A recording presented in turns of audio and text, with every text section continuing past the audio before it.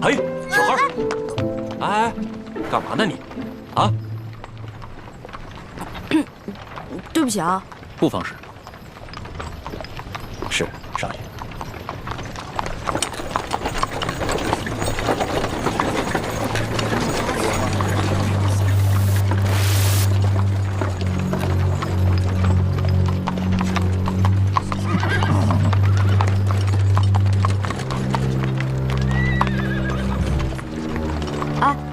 要把这些人押到哪儿去啊？还能去哪儿？当然是菜市口了。菜市口，卖菜的地方。哼，菜市口你都不知道啊？菜市口是朝廷行刑的刑场。那他们犯了什么罪啊？那车上还有婴儿呢，也要被砍头啊？哎，他们可是前明的余孽。 口口声声要光复大明，这都是特等的大罪，是要诛九族的。当今皇上这么残暴，诛九族，怪不得这些人要光复大明。我说臭小子，你胡说什么呢？啊，你信不信我？哎，这位小兄弟，不过随便说说，不妨事。是。小兄弟，听你的口音，不像是京城人吧？第一次来，来京探亲访友的，算是吧。主要我想看看紫禁城长什么样，再吃点京城的美食。如果有机会能看到皇上长什么样就好了。要瞧紫禁城容易啊，远远的看一眼也就是了。要是京城的特色美食，京城第一酒楼一定能包你满意。但是皇上身居大内，可不是你想瞧就能瞧见的。瞧不见就算了呗。 我也只是好奇而已。哎，你们说那暴君是不是长得青面獠牙，极其恐怖啊？你胡说什么呢？啊，你又没见过皇上，凭什么说皇上长得青面獠牙？还诅咒说皇上是什么暴君？你找死啊！本来就是，我虽然没看见过皇上，可他动不动就株连九族，连生下的婴儿都不放过，不是暴君是什么呀？你要再敢胡说，我就把你……可我听说，当今圣上年少，虽然早已亲政，可朝政依然把持在辅政大臣鳌拜的手中。你说的暴政，可不关康熙皇帝的事儿啊。你说的这些啊，我都听不懂，但我只知道，皇上贵为天子，就要为老百姓负责，既已亲政，还让鳌拜为所欲为。我看啊，他不是暴君，那也是个昏君。 你要再敢胡说，我立刻……说的对，任由朝政把持在他人手中，不是暴君，也是昏君。瞧他那把扇子很是名贵，我还是不要招惹这种人为妙。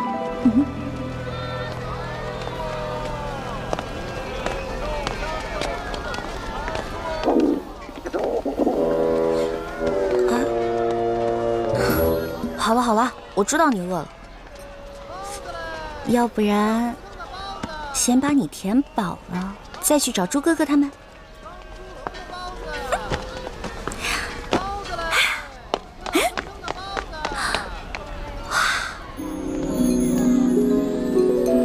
这难道就是刚才那位富家少爷说的京城第一酒楼？那全京城最好吃的东西，肯定就在里面了。您慢走。哎呦，客官，您里边请。您请。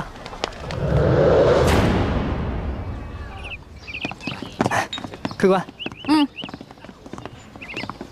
来，客官，您坐这儿。我要坐那儿。哎，我要看着京城最好的风景。就这样。客官，您一个人犯得着用那么大的桌子吗？要不咱换换？我一个人怎么了？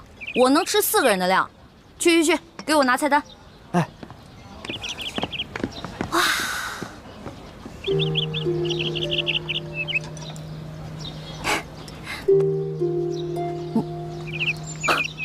好巧，又见面了。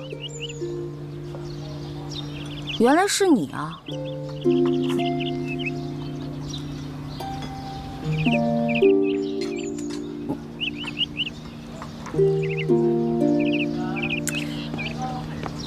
这位大哥，你干嘛总盯着我看啊？我脸上长花了。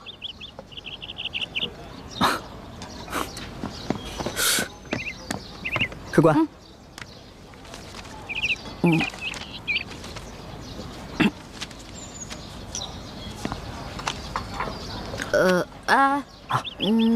他桌子上的菜给我来一模一样的。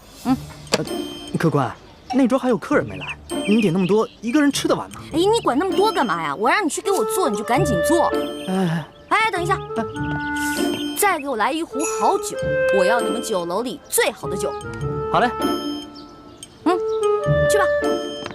哎呀，京城的鸟啊，走你！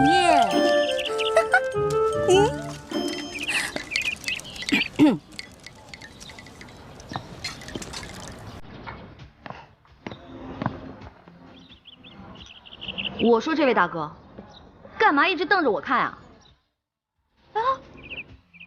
还瞪我是吧？行，今天你瞪我，那我就瞪你，看谁瞪得过谁。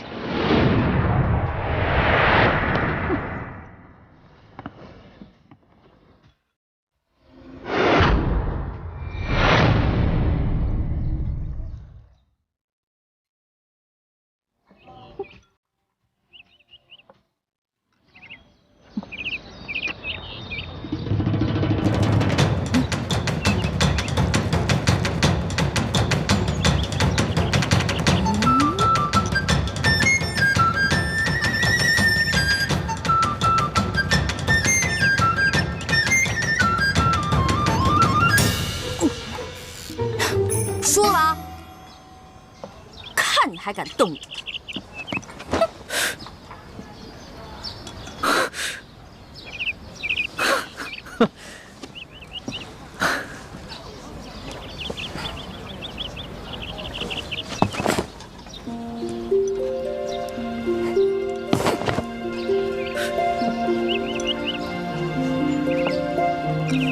无赖！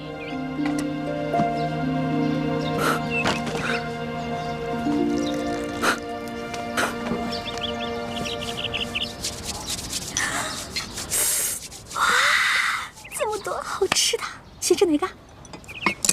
尝尝。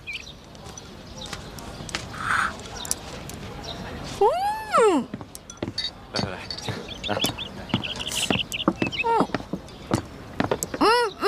不太够。啥？听说你们京城最好吃的是烤鸭，对吧？去，给我拿一只。客官，您点的这桌菜，足够4、5个壮汉吃了。烤鸭你吃得完吗？什么意思啊？怕我吃不起是不是？我有的是钱。去，给我挑一只肥的啊！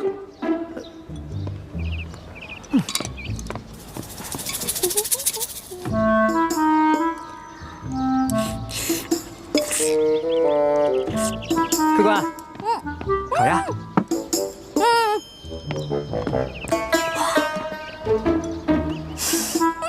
烤鸭。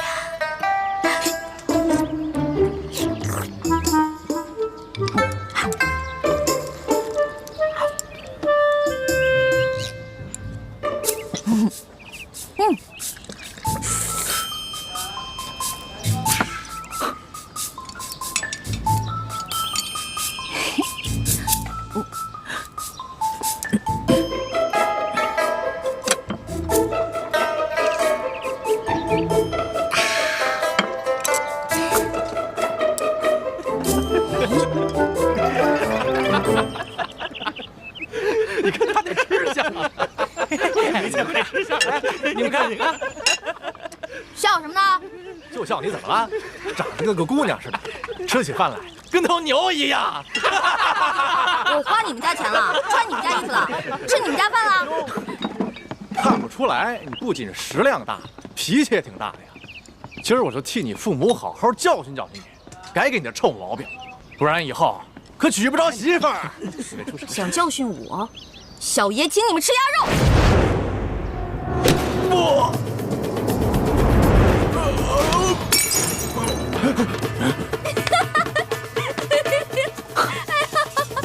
找死！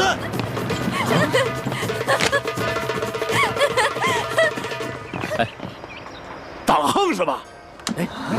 各位，来这京城第一酒楼都是寻开心的，兄台何必跟这位小兄弟过不去呢？你是谁呀？要你多管闲事儿？在下龙三，小二来了。怎么了，几位爷？这样，你给这位客官加几个好菜，再加一壶好酒，都记在我账上。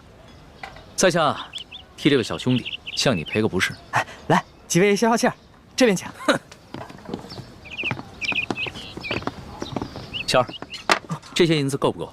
够，用不了这么多。剩下的都赏你了。好，谢谢爷。果然是个富家公子，哼，有钱了不起啊！别以为你替我道歉，我就会感激你。嚯！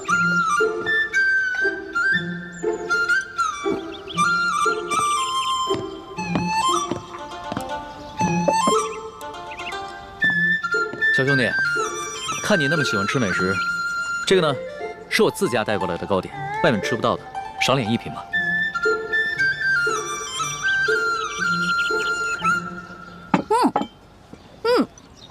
这个真好吃，你们家厨子可真厉害。哎，你那个大个子跟班呢？啊，我让他出去办事了。可惜我吃的太多了，这也吃不下了。小二，哎，来了。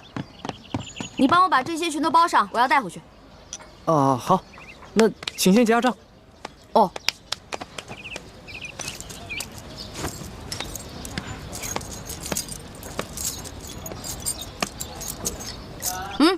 不用找了，这不够啊！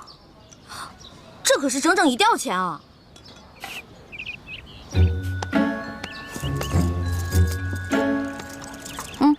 拿去。这还差得远呢。这回够了吧？只够个零头。这么多钱只够个零头？你这京城第一酒楼的菜也太贵了吧？这些钱都是我跟我兄弟姐妹1年的利钱呢。这儿可是京城第一酒楼，可不是你们乡下的草棚子小饭馆。你看看，看看咱这桌布，再看看咱们店的陈设，啊！我跟你说，除了皇宫敢用黄色，普天之下没人敢用黄色，唯独本店。为什么？因为本店是先皇特许。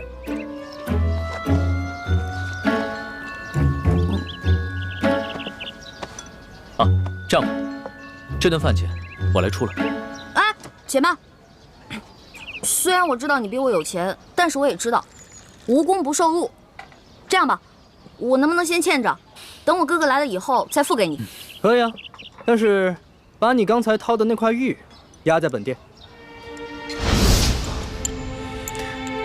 带着这块玉赶回客栈，晚上会有别的叔叔接你回明珠谷。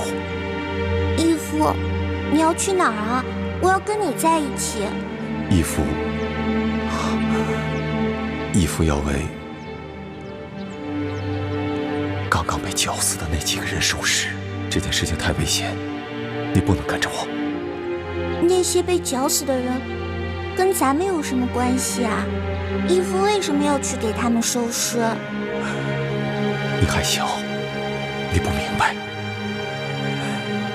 记住，这块玉是你亲娘留给你的最后遗物，也是唯一能证明你身份的信物。你千万不能把它弄丢、弄脏。不行，这是我娘死前留给我的唯一遗物，不能给你。那客官的意思就是要吃霸王餐了。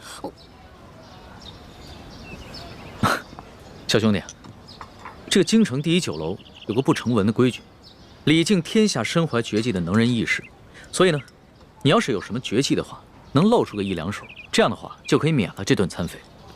对，如果你实在没有现银的话，可以露手绝技给大伙儿瞧瞧。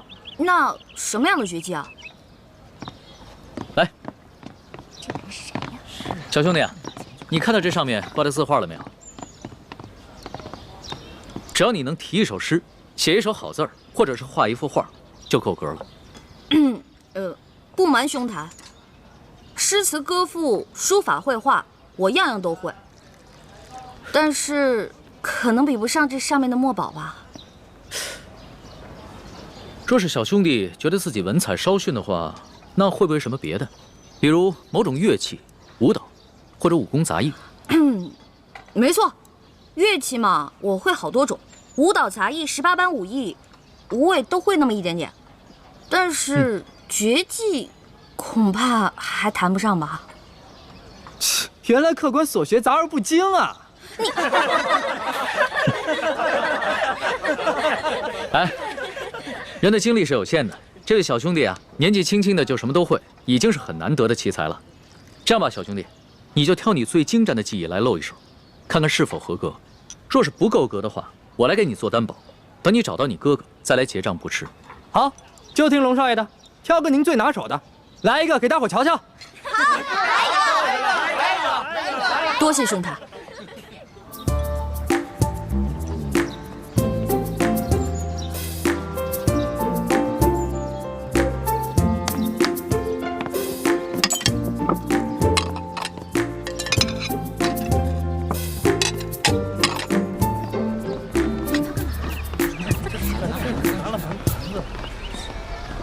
他要干嘛呀？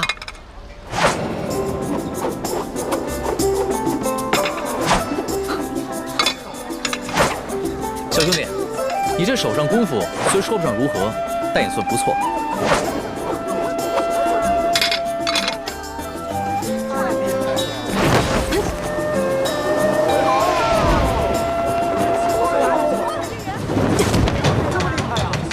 好，原来小兄弟最擅长的是轻功啊！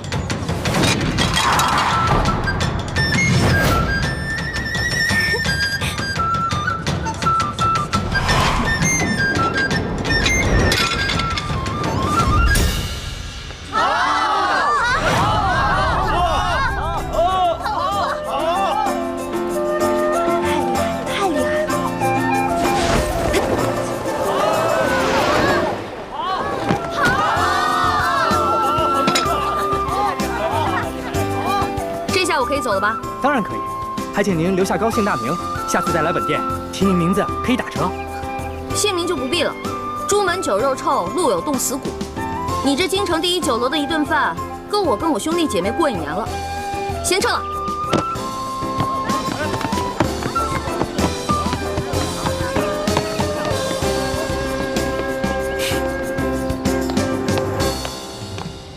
哎呀。没想到来京城的第1顿饭花了我这么多钱，还没找到朱哥哥他们就变成穷光蛋了。要是再找不到朱哥哥的话，那我就要露宿街头了。等会儿那个龙三出来，他往那边走，我们跟过去，然后把他抓了。龙三。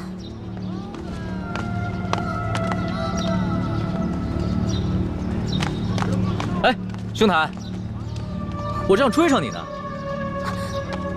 哎，兄台，喂，我，哎，小兄弟，不要问。刚才我看到几个江湖人士在打手语，他们好像要对你下手。不会吧？我平时极少出门，没有什么仇家。你当然是没什么仇家了，但是你爹娘没有教育过你吗？出门财不可外露，估计啊是盯上你的钱了。我这个样子很有钱吗？一看你就是一个不经常出府的大少爷吧，没什么江湖经验。你啊，虽然穿了一件普通的绸衫，但是你手上那个玉扳指，还有你的帽子跟腰带上镶嵌的美玉，都是极品兵种。再看看你这把古扇，这扇面是黄庭坚的真迹吧？足以买下这整栋酒楼了。我倒是忘了这些细节了。小兄弟，你真是好眼力啊！哼，其实在下的能力呢，不光是刚刚在楼上说的那些，我对鉴赏古玩玉器也是不在话下。多才多艺，真是多才多艺。哎，不知道小兄弟叫什么名字？我们交个朋友吧。哎，你先别问我叫什么名字，我先问你，那个揪我小辫子，你那个大个子跟班呢？我原来还带了几个跟班，不过都被我派出去办事儿了。我们约好了，在街角转头的那个书画斋门口碰头。哎呀，如果你这样一个人出去的话，估计你也走不到书画斋了。那怎么办啊？这样吧，看在你刚才帮我解围的份上，又请我吃了一碟点心，我来帮你。先帮我开个房间。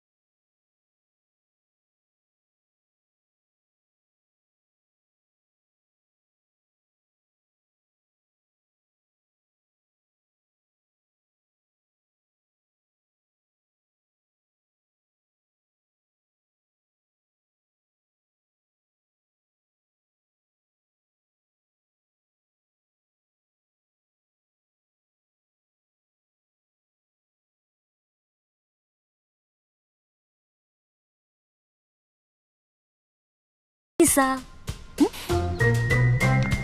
那就多谢小兄弟了。想不到这天子脚下，北京城内光天化日还有人抢劫绑架，也难怪朝廷会实行严苛的刑罚。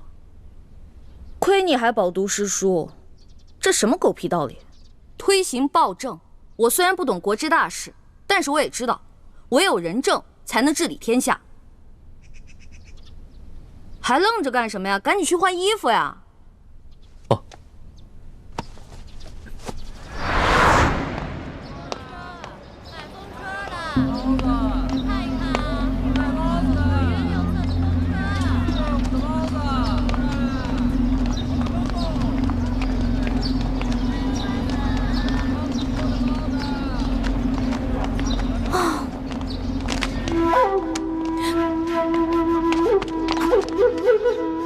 你不是龙三，怎么样，中了小爷的金蝉脱壳之计了吧？傻了吧？那个龙公子我们跟了好久了，今天就是你坏了我们的好事。所以你们想干嘛呢？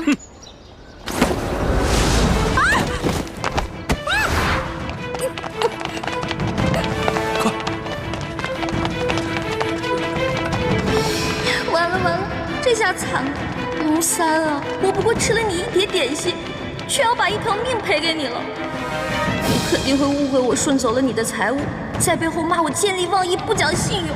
哎呦，真的是冤枉死我了！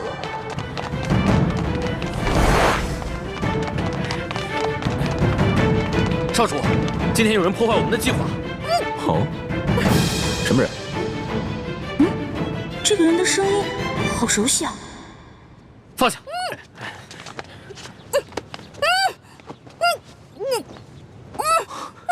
欢妹，怎么是你啊？把绳子解开。猪哥哥，猪哥哥，怎么会是你啊？少主，这位是？她是我的小师妹易欢。啊，这些打架劫舍的人，你认识啊？你别胡说，他们都是我们联盟的好兄弟。易欢姑娘，刚才真是多有得罪，没想到我们居然是大水冲了龙王庙。你们为什么要劫那个龙三啊？京城的达官贵人们都爱去那第一酒楼，所以我们在酒楼当中也安插了眼线，方便我们打探消息。这几天来，我们发现那个龙公子经常出现在第一酒楼，暗中查访各种民间消息，行迹可疑，出手又非常阔绰，所以我们打算绑了他，盘问盘问，顺便从他身上捞点钱财，用作咱们联盟的活动经费。没想到啊，却让你给破坏了。哎呦，实在不好意思啊，各位，我不知道你们是自己人，我还以为他们是绑架良民的土匪呢。我一大早就接到师傅们的飞鸽传书，说你也来了京城，让我务必保护好你。我正想着怎么才能找到你，没想到我们竟以这种方式见面了。这家慈航药铺是咱们联盟在京城的据点之一，掌柜的还有店里的伙计都是咱们联盟中的兄弟。我现在的身份是这家店里新聘的坐堂郎中。你给我记住了，以后在外人面前要叫我李建清李先生，不许再叫我朱哥哥了。知道啦。周哥哥，叶哥哥、雪姐姐、樊姐姐呢？他们都出去执行任务了。哦，我呢，在指挥兄弟们绑架龙三儿。没想到却歪打正着碰上了你。对了，你为什么要帮龙三儿啊？这个嘛，我先进去换件衣服，出来再跟你说。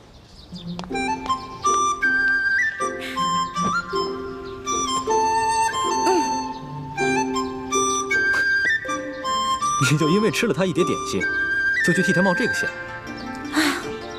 其实说实话，我根本就没想着要去冒险。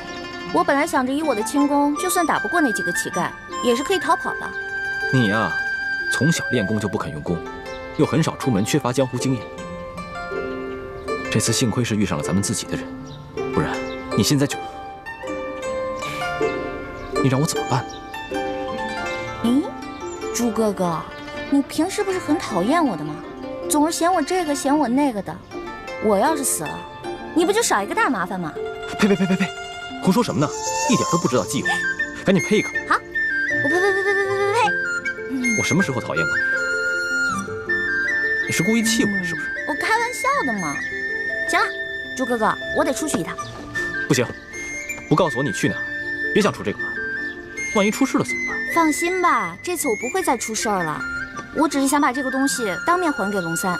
这个龙三身份很可疑，你要多留一个心眼。见到他，仔细打探一下他的底细。知道了，猪哥哥，走了。你当心点啊！我们家少爷等你好久了，你一直没来，这不，龙三少爷有点急事儿就走了。他就这么走了？龙三少爷叫我把这个东西转交给你。那他临走前有没有说什么？他不会误会我不讲信用，把他东西都骗走了吧？哎呀，这怎么会呀？龙三少爷从不把身外之物放在心上，倒是对小兄弟挺关心的。他跟我们说了，一旦有你的消息，叫我们马上派人到他府上去告诉他一声。他是哪家府上的少爷啊？这个我就无可奉告了。我也没什么别的意思，我只是想把这些东西当面还给他，以免他误会我。哎呦，龙三少爷说了，这些东西啊，就全送给你了，就当你对他帮忙的一点谢意。这些东西都很值钱的，他全都送给我了。龙三少爷对你倒是很欣赏的，还想和你交个朋友呢。小兄弟，请问你尊姓大名啊？那既然他也不肯说他的真名，我为何要坦诚相待呢？好吧，既然他都送给我了，那我就不客气了。哎，小兄弟，那以后如何联系你啊？告诉龙三，有缘自会相见。那个龙三一定是看你有些功夫，所以想故意劫纳你。不过这出手未免也太阔绰了吧？看来来头不小啊。环妹，一有机会要多去宝雅斋看看，看看能不能再碰上他。我现在对龙三也挺好奇的，我想弄清楚他到底是什么人。京城第一酒楼也有我们的眼线，只要他出现，我们就有机会弄清楚他的底细。猪哥哥，你看啊，你跟叶哥哥啊、樊姐姐啊、雪姐姐啊都那么忙，对不对？所以呢，我就不给你们添乱啦。我想去看看紫禁城，我保证绝不给你们添麻烦。等等，回来。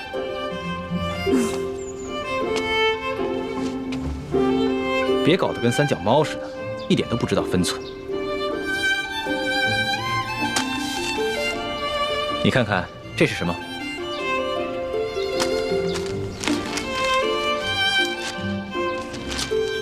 我知道你想去紫禁城，我陪你去。不过在去之前，咱们是不是得熟悉一下京城还有紫禁城的地图啊？这个是午门，午门前面是太和门。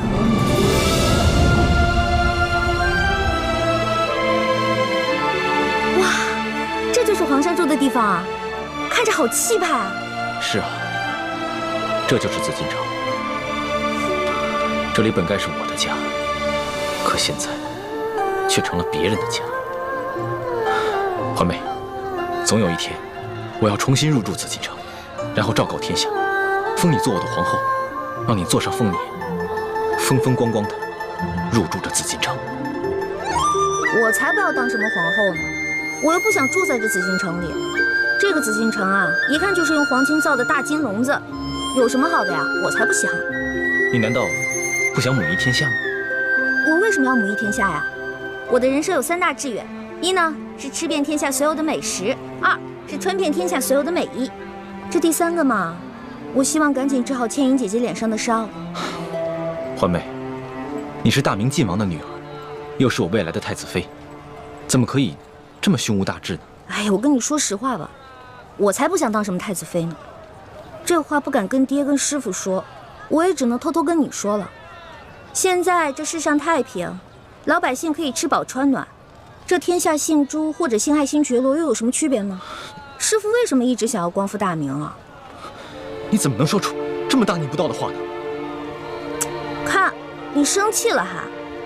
这话我不敢跟师傅他们说，只敢跟你说。如果你要是生气的话，好吧，以后我就骗你，我说好听的话哄你，可以了吧？算了，虽然我有点生气，但我还是只想听你说真话。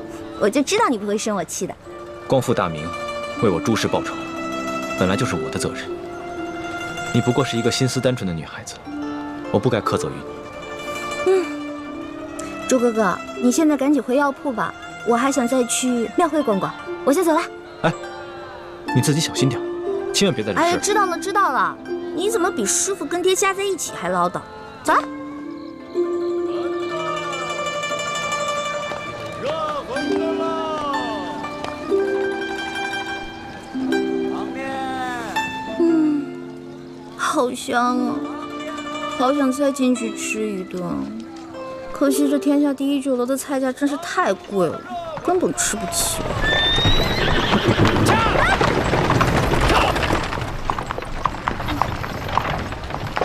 哼，驾着黄金马车，还这么横冲直撞，我倒要看看你是谁。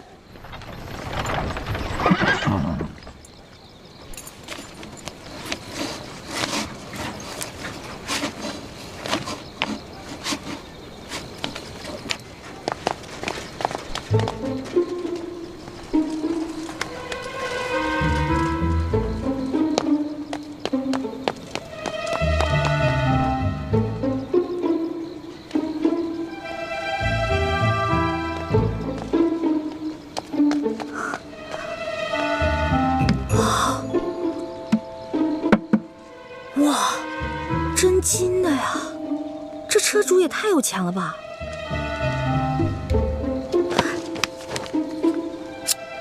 哼，看这车夫刚才那么嚣张的样子，估计这个车主也不是什么好人，我就当劫富济贫了。中堂大人，这边请。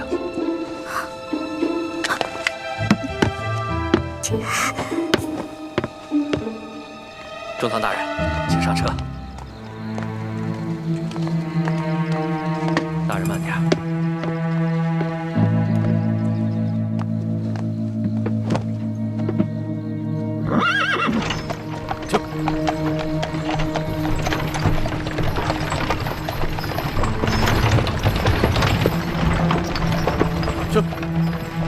当今世上，只有4位辅政大臣之一的鳌拜人称中堂，难不成这车上的人是鳌拜？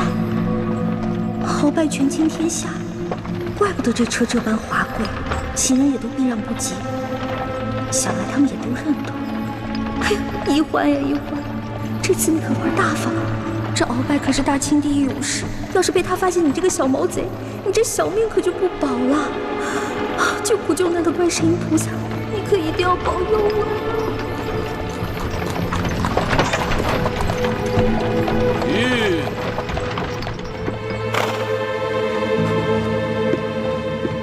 奴才见过中堂大人。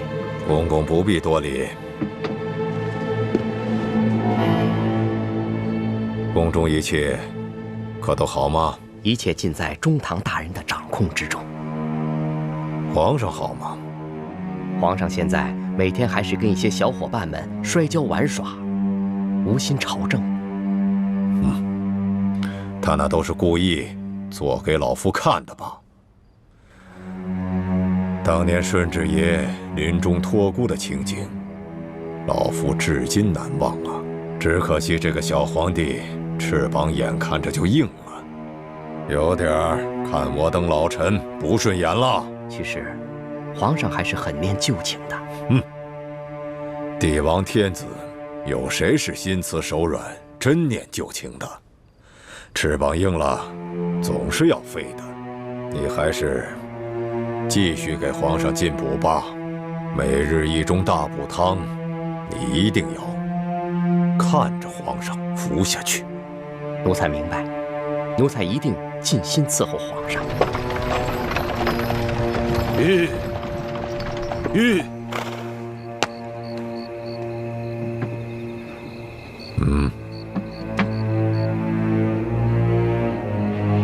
这是这个月的大补丸。多谢中堂大人。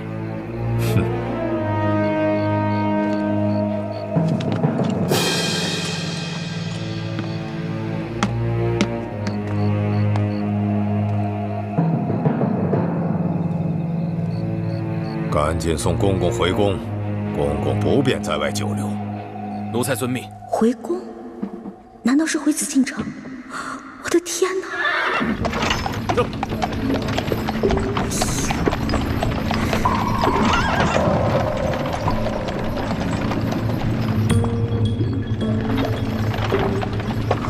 看来马车已经进了紫禁城。今天白天只看了紫禁城外的样子，不知道里面是什么样子。这马车等会儿肯定要出宫回鳌拜府。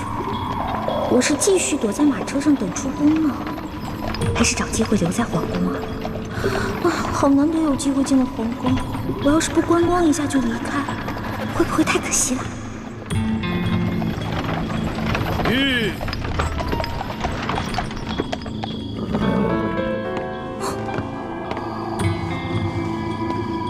公公，您慢点。公公，这儿有没有方便的地方？这一路可把我憋死了。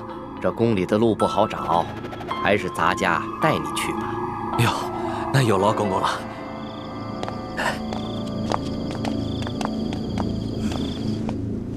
哎呀，行，我知道你饿了，别叫了。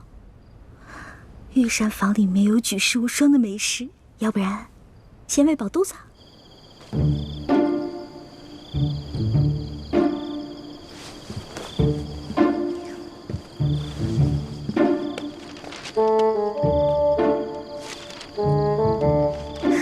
御膳房。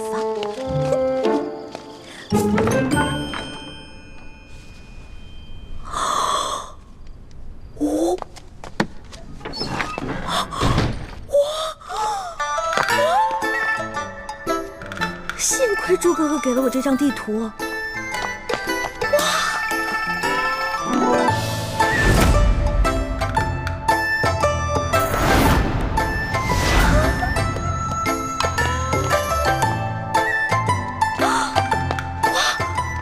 这么多金银财宝，全是真的！上了鳌拜的车反而因祸得福了。我得把这些金银盘子全都带走，带到明珠谷给我的姐妹们。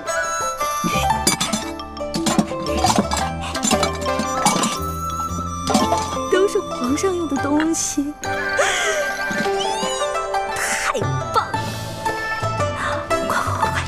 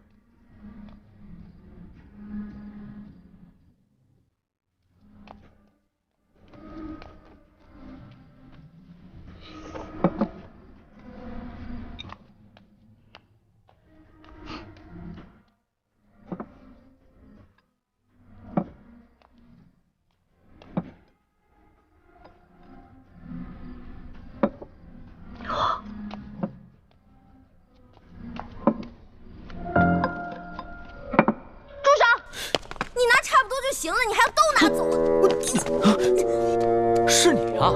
谁啊？我跟你不熟，别跟我套近乎啊！哎，是我。哎，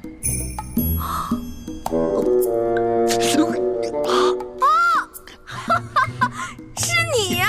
是不是在里面？啊，我记起来了，我记起来了。嘘啊，嘘，我们换个地方说。走走走走。哎，我的东西，我的东西。好。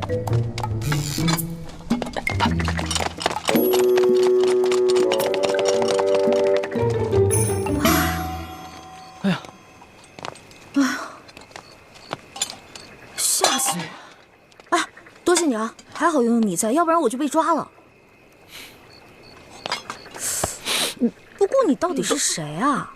我怎么会在皇宫看见你呢？而且你对皇宫的地形如此熟悉。我呀，我是这个宫里的御前侍卫，所以啊，我对这个皇宫啊特别熟悉。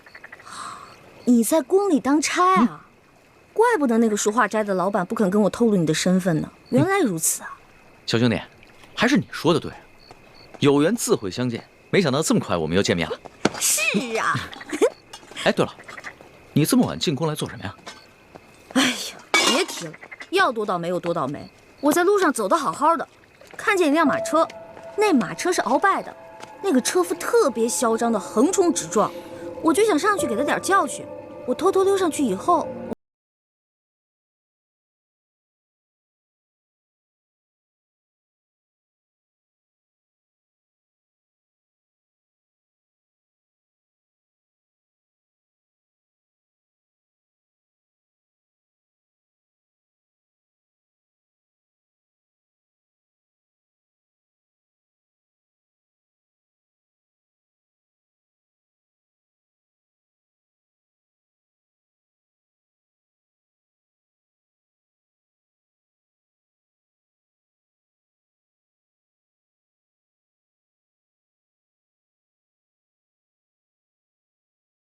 杀，所以我看不到。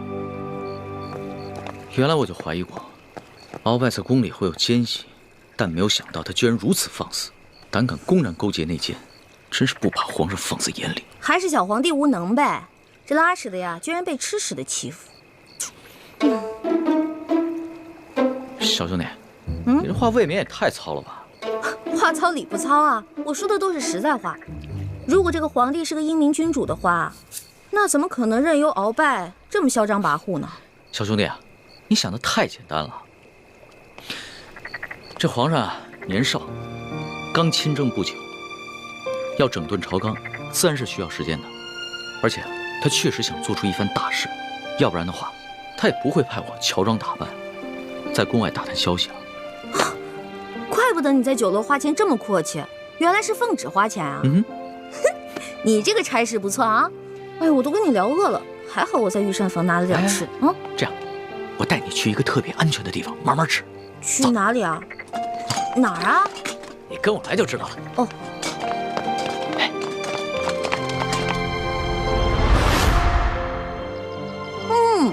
好吃。这御厨做的就是不一样，不光做的好看，吃着也香哈。那当然，能侍奉皇上的御厨，那都是天下第一的大厨子。哎，你不是说你是皇上的心腹侍卫吗？那你是他的御前侍卫，你想吃什么可以找他恩赐啊。那干嘛半夜三更的去御膳房偷吃的？我哪是偷偷去吃啊，我那是光明正大的去吃。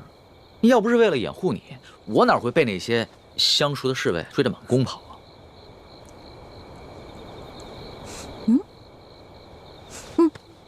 怎么？不对啊，这两种糕里面掺了不同的香料，会使人慢性中毒的。中毒？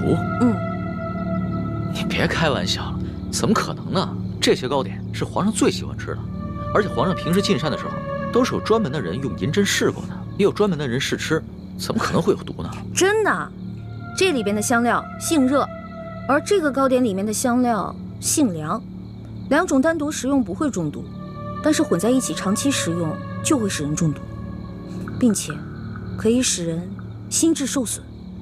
你没开玩笑啊？干嘛？别动，我来给你把把脉。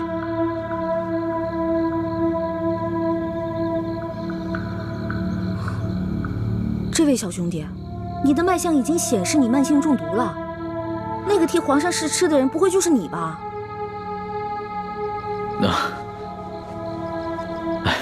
实不相瞒，其实呢是皇上和我最近都感觉到身体不适，所以呢特意让我来御膳房求证一下。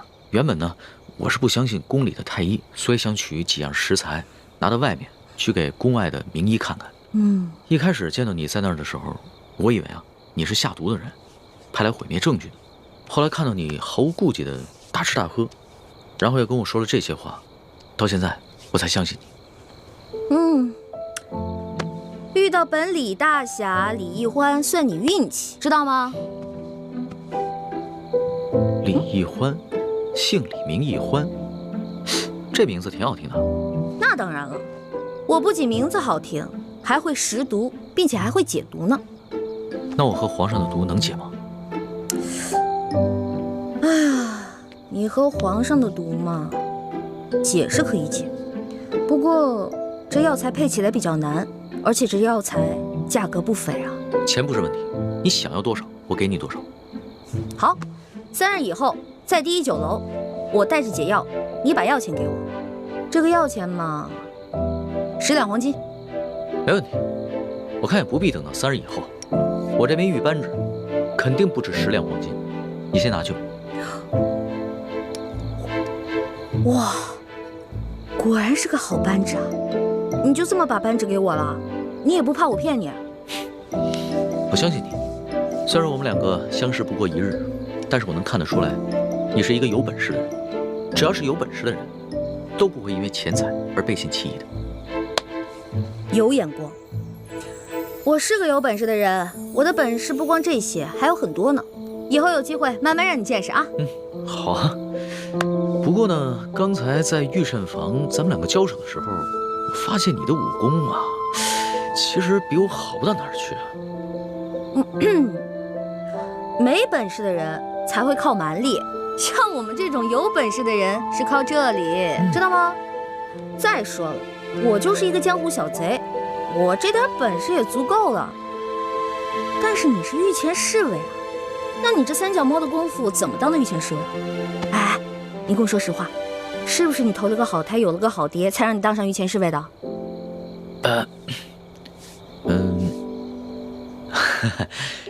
实不相瞒，我确实是投了个好胎，有个好爹。我祖上啊是8旗的贵族，我能随侍皇上，也都是我们家里人帮的忙。任人唯亲，这康熙小皇帝呀，果然不是什么明君啊。哎，也就是你啊，说这样的话，要别人说这样的话呢，我早就拉他去见官了。不过呢，你虽然言语上对皇上不敬，但是我能看得出来，你心思不坏。你这个小兄弟吧，通情达理，仗义疏财。我决定了，你这个朋友我交定了。来，今天高兴，喝酒。我这壶底的酒可不是一般的酒，这个酒呢是我在山里发现的野山葡萄酒，也不知道哪位仙人何年何月何日酿造的，总之特别好喝。你别以为你是皇上的小跟班，吃惯了好多御食，好多御酒，就不把我这个酒当回事儿了。我这个酒啊，可比你那些御酒好喝多了。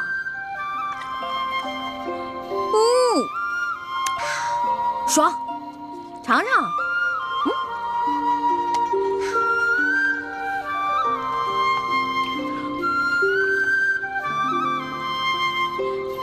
怎么样？啊，是好酒啊，是吧？多喝点。哎，小兄弟，你是哪儿的人啊？为什么要进京啊？我呀，我就是一个江湖游侠。我进京呢，就是来看一看京城有多繁华，吃遍京城的美食。2呢，我是想找一些珍贵的药材，配一款冰肌雪肤养颜膏，给我姐姐脸上疗伤。你姐姐的脸怎么了？哎呀，别提了，一说到这事儿吧，我就特别内疚。小的时候啊，我背着大人，拉着我姐姐去山里玩。哎，妹妹，咱们回去吧。平日里师傅们都不让咱们上山玩，说山里有野兽，那是他们吓唬咱们呢。走吧。哎呀，哎呀，走啦！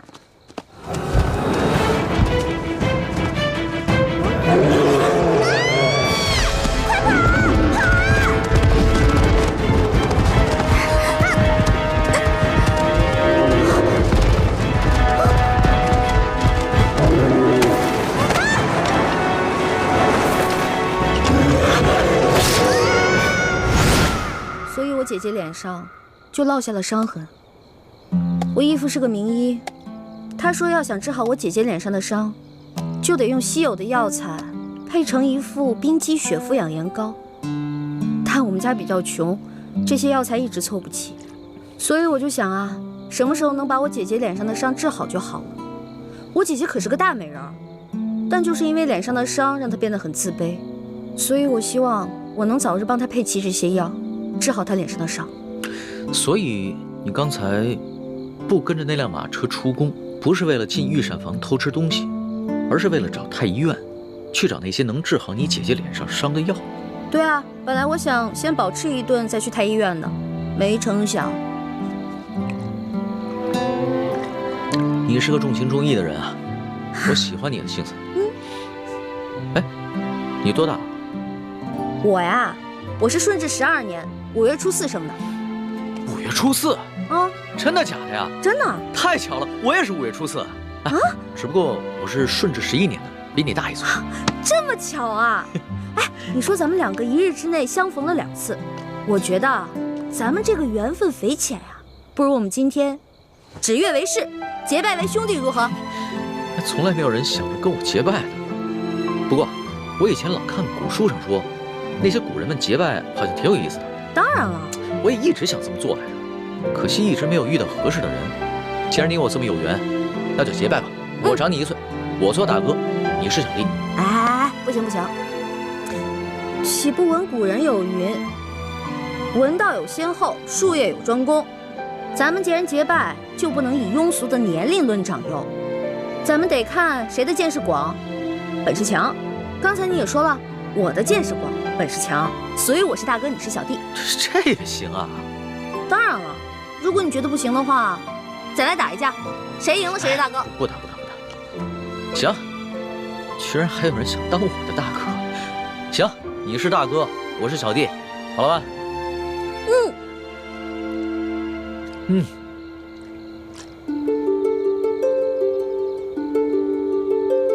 我李易欢，我龙三，今日对着月亮发誓，结为异姓兄弟。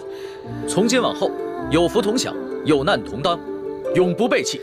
同生共死，同甘共苦，如有违誓，天打雷劈。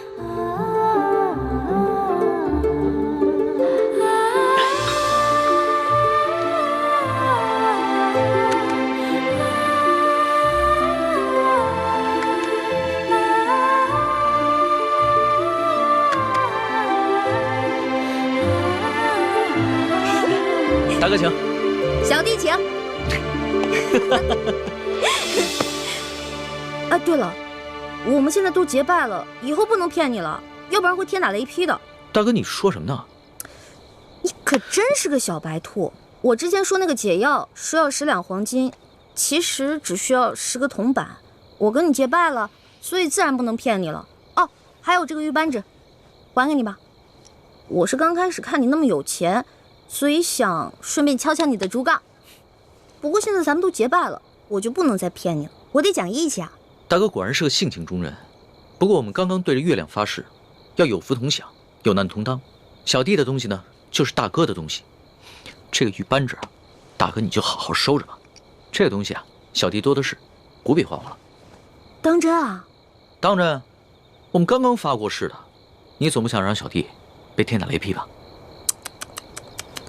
像你这样的小白兔，行走江湖不得被人炖了给烤了吃啊！不过你放心吧，现在有大哥在呢，大哥保护你。行，那日后小弟就多仰仗大哥关照了。放心吧，乖啊！我回来了。你去哪儿了？猪哥哥，我看看啊，有没有受伤啊？哎呀，猪哥哥，别大惊小怪的了。你看我不是挺好的吗？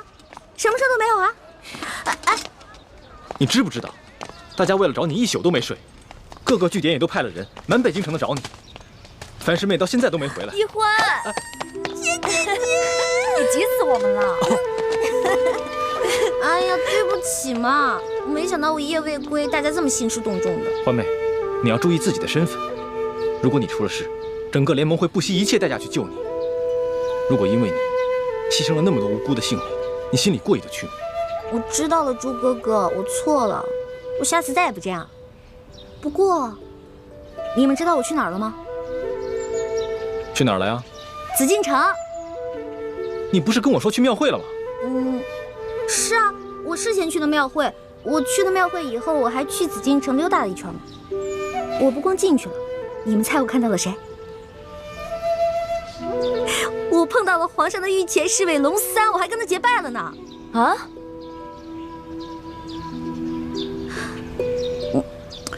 我就知道你们不信我，给我。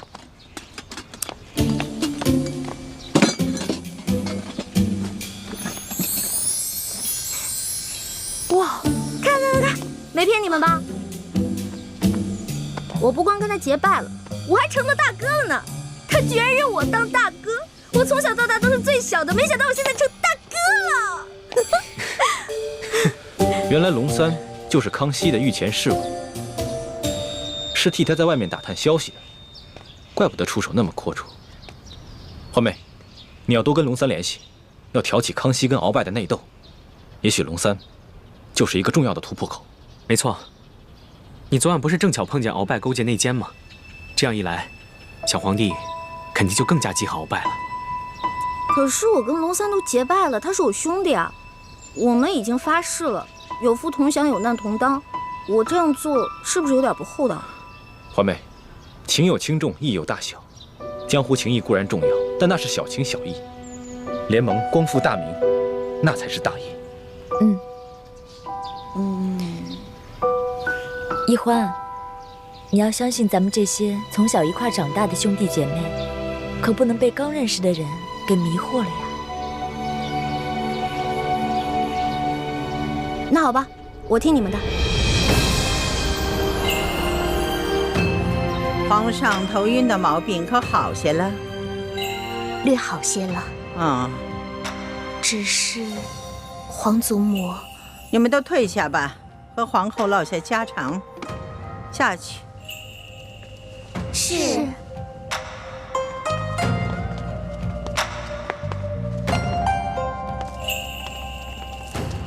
现在你可以放心的说了，皇上这头晕的毛病可是有什么古怪？是有人在皇上的饮食中下了毒。下了毒？那太医院的人回话说皇上患了风疾。哀家也奇怪，皇上啊从小就习武，身子骨健壮着呢，又正当年少，怎么可能患上风疾呢？这一定是有人做了手脚，下的什么毒啊？是否危及到生命？皇祖母放心，倒不是什么要命的毒药，只是2种药性相克的草药，长期服用会引起心悸和头晕，无法理政。明白了，竟有人如此胆大包天，肆无忌惮，这在朝里找不出第二个。想必他是看上皇上长大成人了，却不甘心还政于皇上，居然不惜铤而走险来毒害皇上。皇祖母，那个狗奴才已经如此大胆，那可如何是好？如今恐怕也只有您老人家能想办法来压制他了。哀家老了，忠心于哀家的那些老臣们，病的病，老的老，死的死，都指望不上了。此人嚣张多年，皇上告。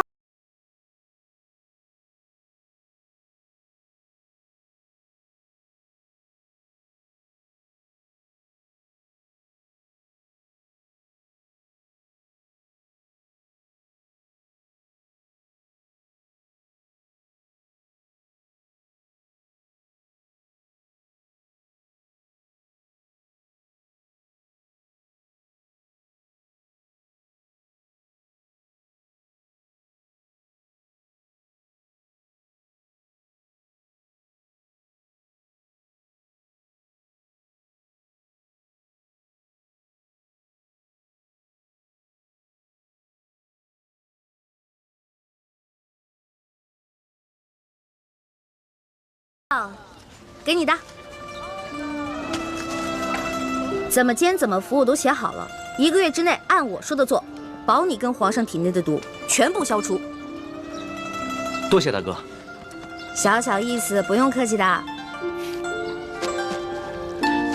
哎，对了，大哥，你为你姐配的那个养颜膏需要的药材也写一份给我，我回头帮你去太医院取去。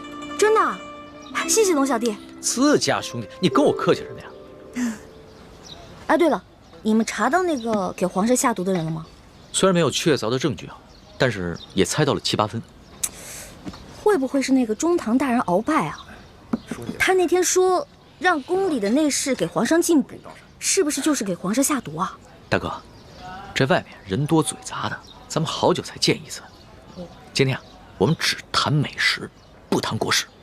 对，美食当道，其他的靠边去吧，吃吧。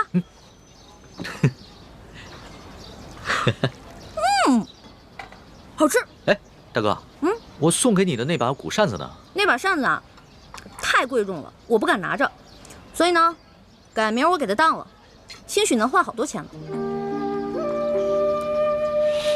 大哥，那把古扇是我阿玛赠给我的，对于我来说意义非凡。我和大哥呢一见如故，很是投缘，所以把它转赠给大哥。没想到你却想把它拿去当换钱。呸！我说错话了嘛，别生气啊，龙小弟。你放心吧，那把扇子我会好好保存着，我绝对不会把它卖了。如果丢了的话，那我就出门被雷劈，下河被水淹死。你也不用发这么多的誓啊，只要你心里有小弟就好了。哎呀，龙小弟，你不知道，你是贵族家的小公子，而我呢，从小出生在一个穷乡僻壤的山谷里面，全谷的人呢，连一件像样的绸衫都没有。每当过年啊，所有的人分一头猪吃。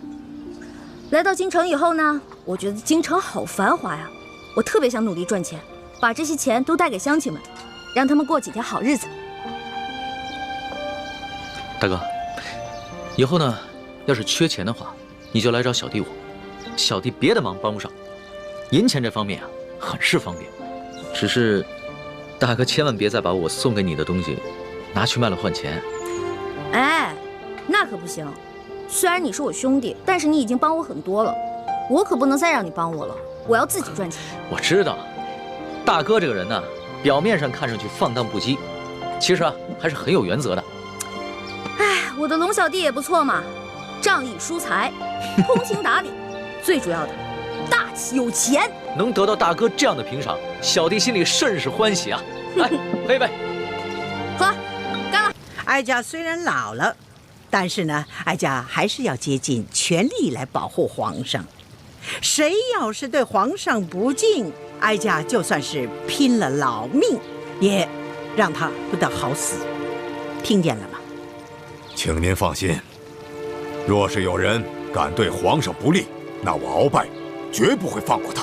好，鳌拜，只要有你在，这朝堂上下就不会有人对皇上不敬。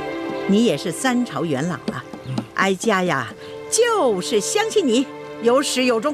你哪怕是为自己和为自己的子孙博取一个美名呢，是不是？奴才多谢太皇太后的信任，奴才定当殚精竭虑，以不负太皇太后的期许。你瞧瞧，又来了。瞧瞧前面这一片的荷花啊，怎么着？去瞅瞅去。瞅瞅。得嘞。走着。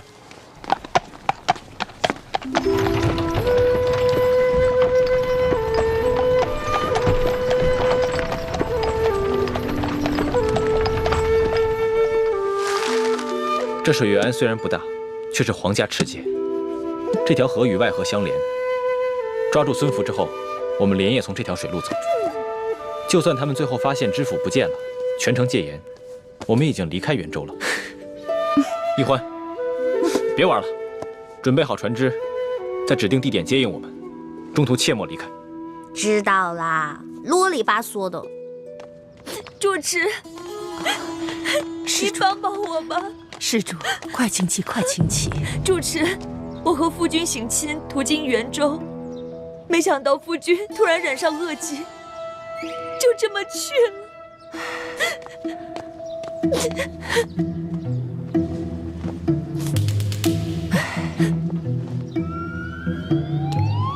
阿弥陀佛。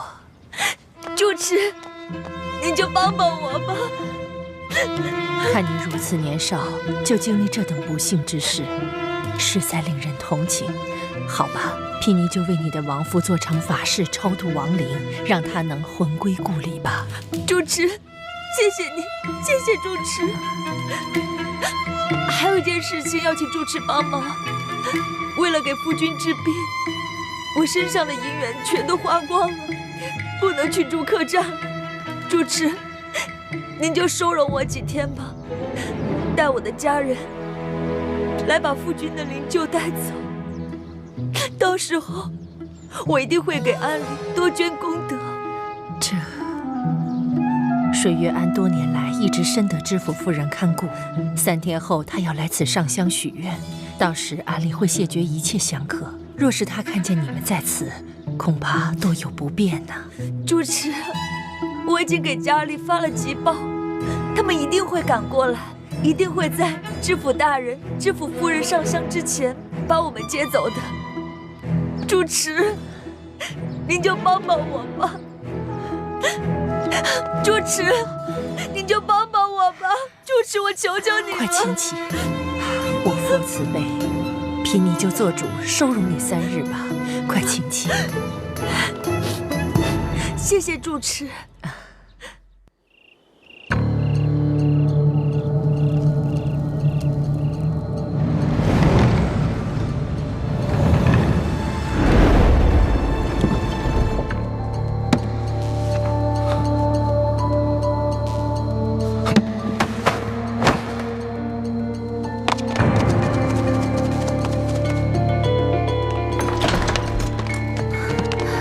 大师兄，大师兄，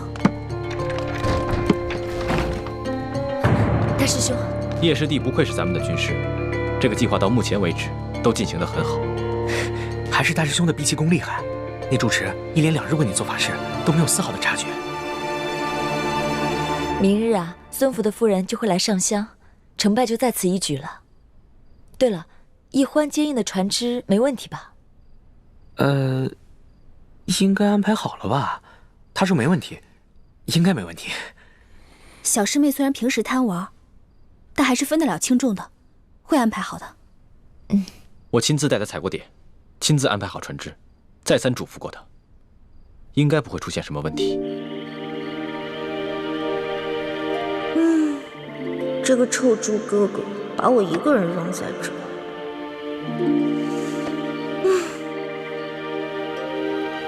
孙福还没抓到呢，就让我看着这船。这船难道会跑啊？真是，元州有什么好吃的呢？怎么一提吃的我肚子就饿呀？不行不行，猪哥哥再三叮嘱我了，我必须要看好这个船。我还是在这儿老老实实守着吧，免得到时候有怨我。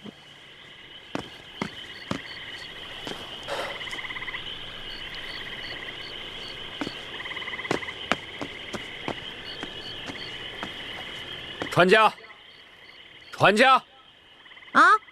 送我去元州城的春风院。对不起啊，我这船不送客。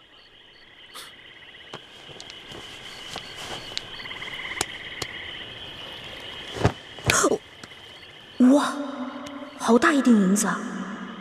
可是朱哥哥吩咐过，千万要守在这里，不能离开。那这个钱我是挣还是不挣呢？现在送不送？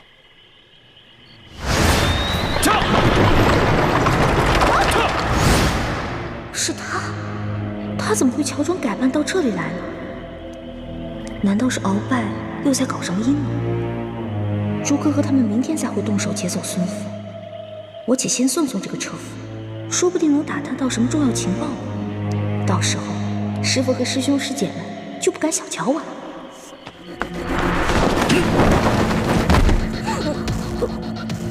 还愣着干嘛？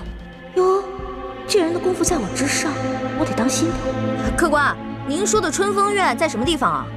顺着河一直走，到了你自然就明白了。好嘞。元州城里鼎鼎大名的春风院都不知道，真是没见过世面的乡下小子。里边请，里边请。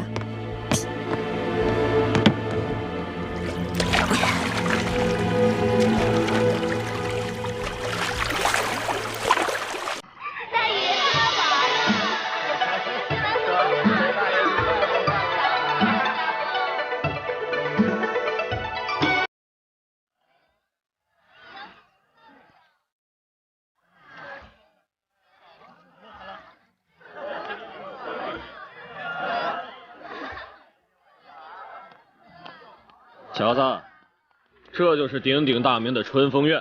啊，官人这边请。走，慢走啊！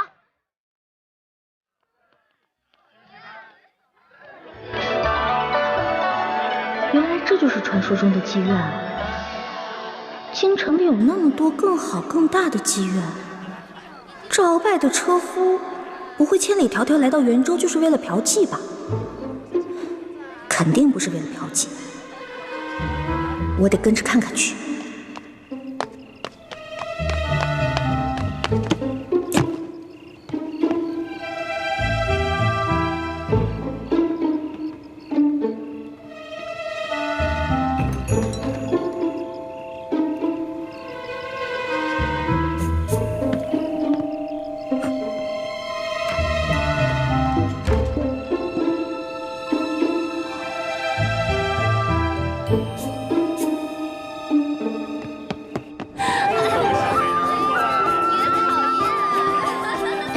妈妈，生意可好啊？托中堂大人的福。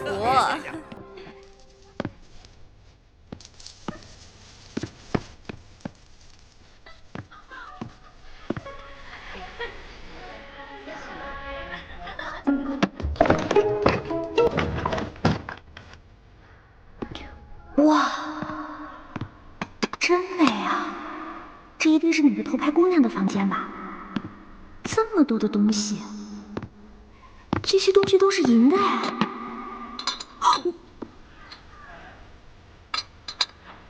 没找到那个车夫，那我就打包这些东西也不错。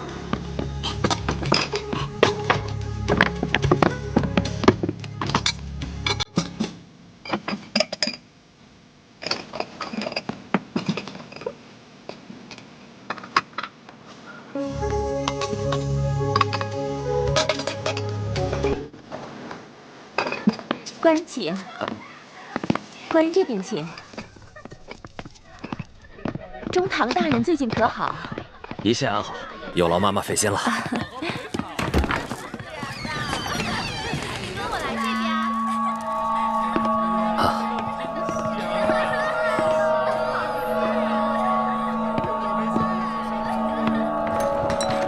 官人这边请。好。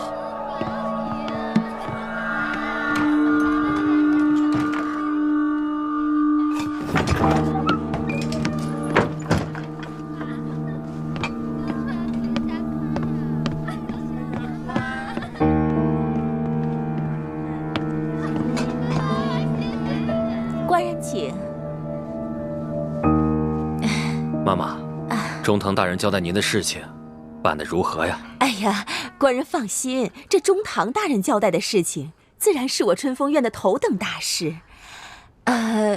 只不过中堂大人这次挑中的2位美人，虽然长相不错，但是资质却欠佳，想要把他们调教的琴棋歌舞精通，还要精通男女情趣之事，恐怕还需要多些时日。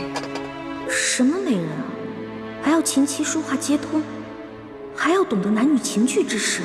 难道鳌拜想替自己讨小老婆？来不及了，离最后一批秀女进宫的时间不多了。待我办完这桩事，就送他们进京。哦，鳌拜不是给自己讨小老婆呀，是在帮康熙那个小皇帝调教小老婆呀。这个鳌拜一边给皇帝下毒，一边给皇帝挑选美女，还真是软硬兼施啊。这地方不能久待，我得赶紧离开，去船上等诸葛和他们。元州知府穆泰大人与我明晚相见，就在你的春风院，还请妈妈提前安排一下。官人放心，奴家一定安排妥当。有劳妈妈了。知府大人，穆泰，不就是我们要绑的孙福吗？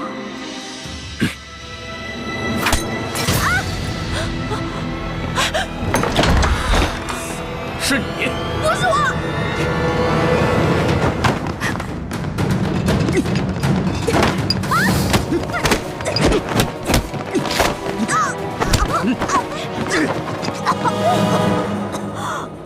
你假扮船夫跟着我，又来偷听，你到底是什么人？饶命！你先松开我！说。我说，这小的就是一个跑船的，我这送客官来这儿，这春风院我也不知道这春风院是哪儿，我这一来才发现，春风院是个妓院，我就想小的我这也没见过什么世面啊，我就进来，但小的穿的这身吧也不是熟客，没什么人招待小的。小的就在这2楼瞎晃悠，这晃悠着，就看见屋里有好多金银酒器，我就想伸手拿几件，结果小的错了，这小的再也不敢了。你只是为了偷东西，没有别的企图？小的糊涂，都是小的一时糊涂，这偷的东西都在这儿呢，你看看，都在这儿。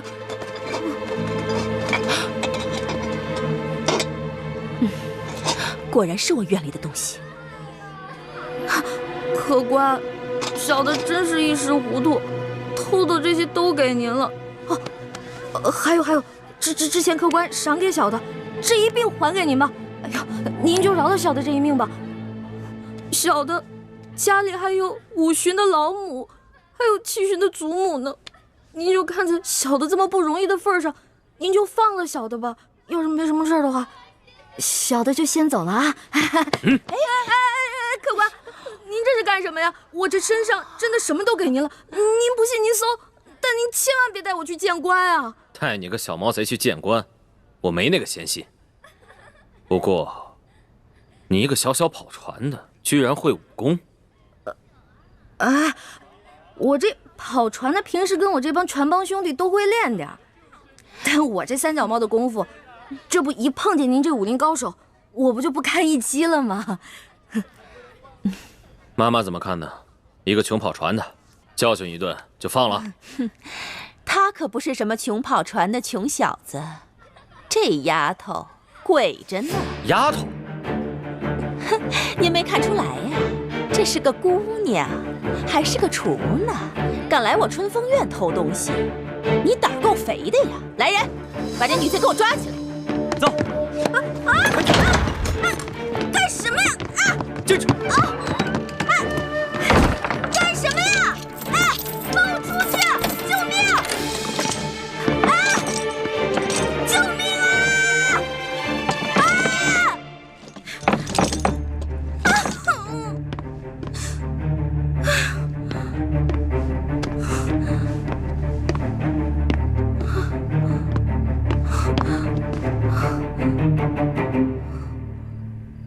不行，我必须得出去。天一亮，诸葛和他们就要开始行动了。万一他们抓了孙福，来到河边，却发现我和船都不见了，那可怎么办呀？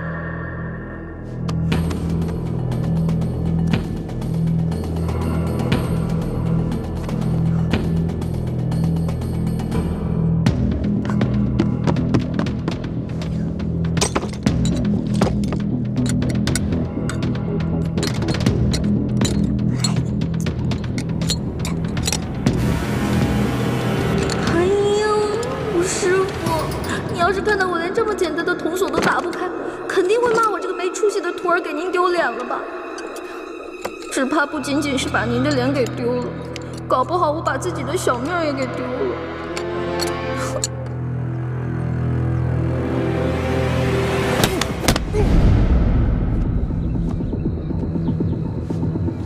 叶师弟，想在这么短的时间内易容成他们的样子，还真是有点困难。哎呀，你放心吧，我想孙福那个鳖孙也不会对手下的人个个都那么熟悉吧？8分像的话，还没问题。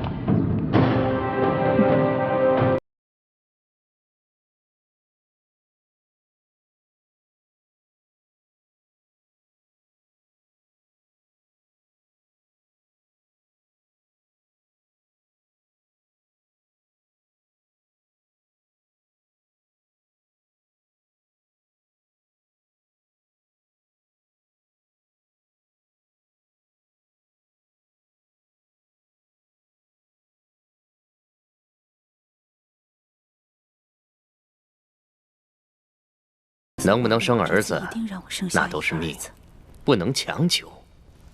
说的倒是轻巧。老爷要是不喜欢儿子，为什么3年之间纳了3房妾室？夫人何必在意？那他们不也都生的是女儿吗？要是那几个小狐狸精比我先生出儿子，那我该怎么办？夫人，菩萨面前不能口出恶言呐。哎，罪过罪过！阿弥陀佛，阿弥陀佛。夫人，请给菩萨上香。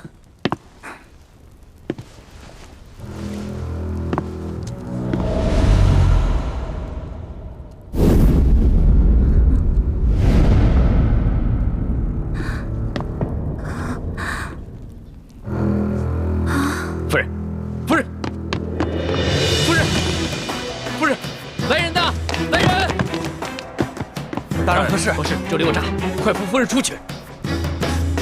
快啊！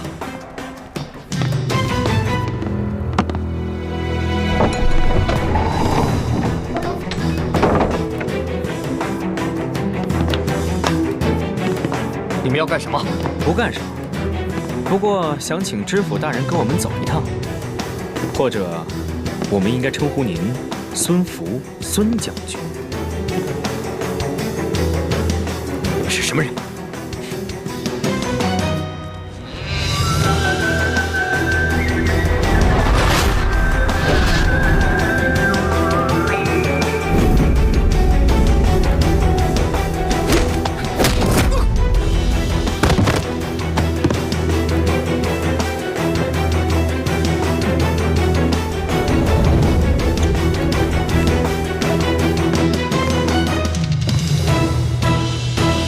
这个呀，是我家人给安里捐的功德，望您收下。阿弥陀佛。对了，主持，我刚刚看到知府夫人的轿子已经到了，还请您帮我从偏门引开，不要冲撞到夫人啊。大人已经到了，我今天怎么睡得这么迟啊？你们快随我从偏门出去，这样就不会撞上他们了。嗯。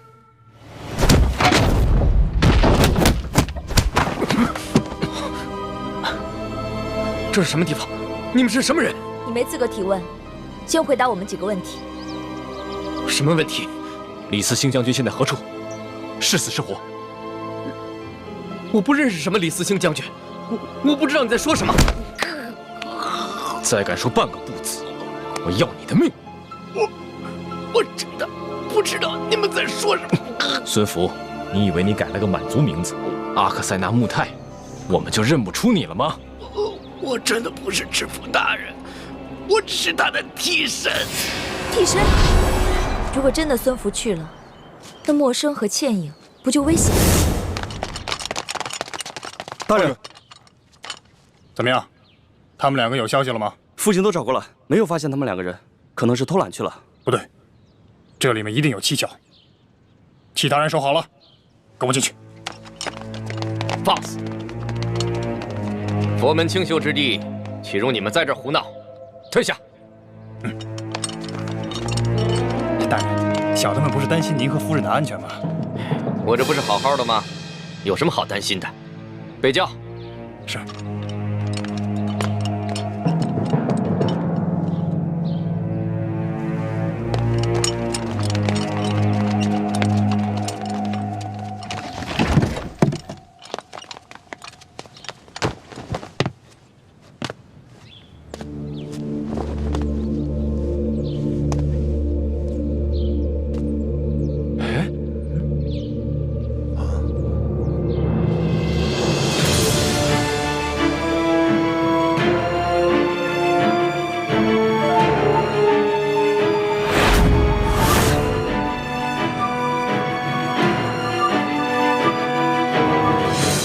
抓起来！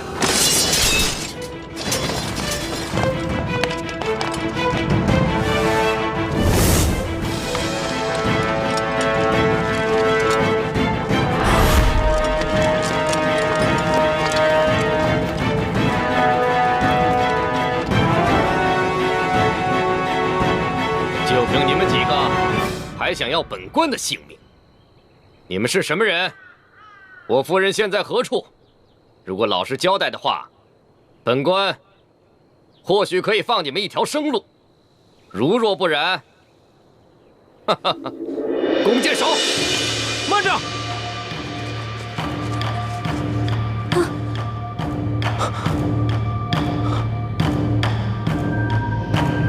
老爷，快放了我夫人！若我夫人少了一根头发，我要了你们全部人的命！孙福。想不到你一个贪生怕死、卖主求荣的人，对你自己的女人，倒还算有点情义。你们是什么人？孙福，李嗣兴将军到底身在何处？是死是活？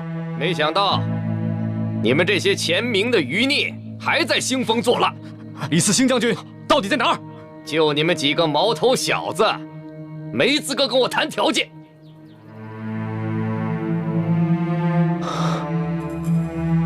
你让你的弓箭手退下，放了我的朋友，我就放了你的夫人。2换2，除了我夫人，还有我那替身一并放了。好，我答应你。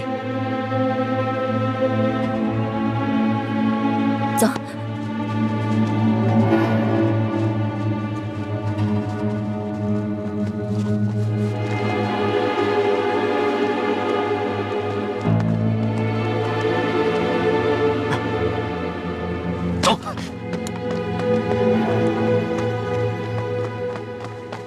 弓箭手，言而无信，卑鄙！那些遗老遗臣们没有教过你们吗？现在没有什么君子了，只有成者亡，败者寇。给我放箭，一个都不能放过！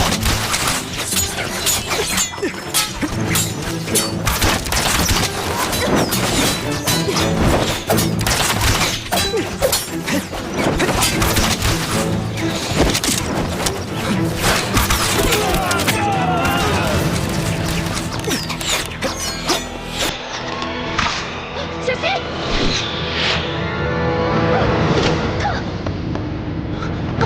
继承。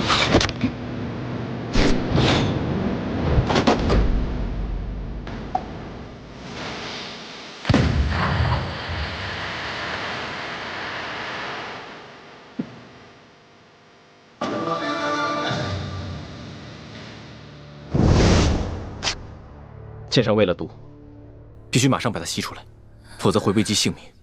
忍着点。不，大师兄，万一你唇舌间有伤口，也会中毒的。你是大明的太子，身份尊贵，不能让你为我冒险。还是让他们去找解药吧。别说了。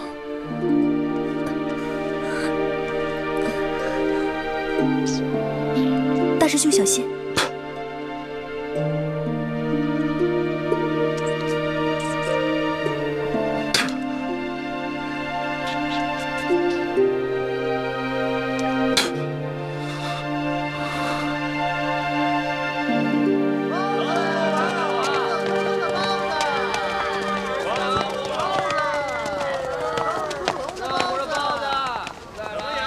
你们就在这儿候着吧，我上去等人。这。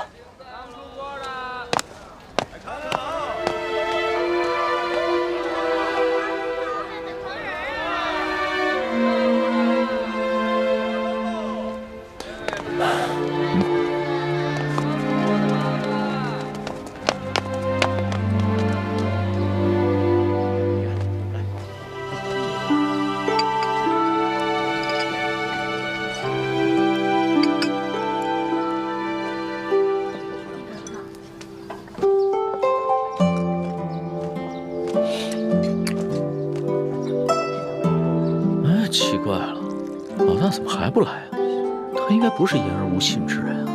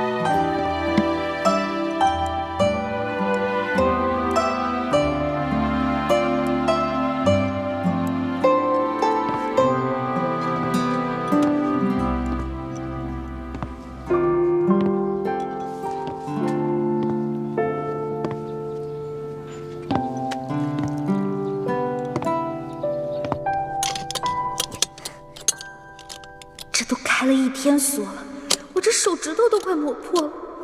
天灵灵，地灵灵，观世音菩萨、如来佛祖、菩提老祖，你们都显显灵啊！快点让我把这把锁打开啊！终于打开了！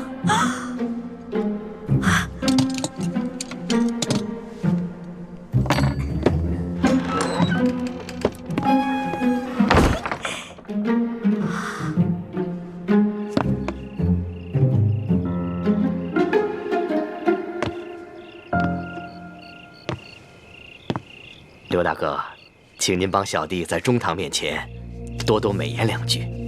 小弟早已跟钱明余孽划清界限，一心忠于大清，忠于中堂大人。钱明余孽呢，居然暗中派人来刺杀你，足以见得你早已和钱明余孽势不两立。是。那在下就回京复命。好，先告辞了。告辞。告辞。就。哦，难道这个一脸奴才相的人就是孙福？可他现在不是应该被朱哥哥他们绑了吗？难道朱哥哥他们失手了？知府大人，您可许久未来我这春风院了，姑娘们可都惦记着大人呢。妈妈帮我找一个厨。这怎么不舍得呀？哎呀，不是。妈妈，你可别忘了，这县官不如县管，这春风院毕竟还属于我的地界呢。好吧，不过这丫头她性子野，我得先找她说道说道，以免冲撞了大人。快带我去看看呐！好，这老鸨说的性子野的姑娘不是我吧？那我得赶紧离开。不对，既然猪哥哥他们已经失手了，那我是不是应该利用这个机会来将功补过呢？对，我得回去。